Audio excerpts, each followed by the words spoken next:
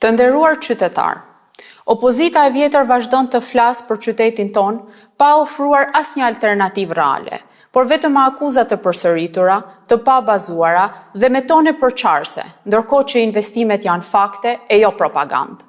Me 11 maj, Shkodra përballet me një zgjedhje të rëndësishme, mes së shkuarës që e la qytetin në harres dhe së ardhmes që po ndërtohet me përkushtim dhe vizion.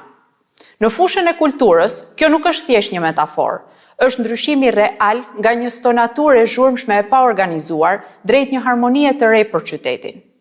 Shkodra 2030 është angazhimi ynë për të nderuar trashëgiminë kulturore dhe për ta kthyer Shkodrën në një qendër moderne të artit dhe të kulturës. Një shembull konkret është Kinema Republika, e cila nga një objekt i braktisur dhe i përdorur si kafene private, është transformuar në një hapësirë publike dhe në shërbim të qytetarëve. Me një investim prej 24 milion lekësh, kjo ndërhyrje është dëshmi e qartë e përkushtimit ton për ringjalljen kulturore të qytetit.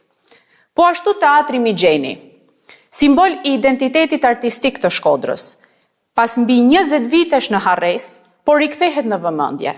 Me një investim prej 44 milion lekësh, po bëhet pajisja me sistemin e ri të kondicionimit dhe po përgatitet rikonstruksioni i plot që do i jap teatrit dinjitetin që meriton. Në vetëm 2 vite janë organizuar mbi 220 evente kulturore, duke përfshirë komunitetin e promovuar krijimtarinë vendase. Kjo është vetëm nisja e një epoke të re për jetën artistike dhe kulturore të Shkodrës.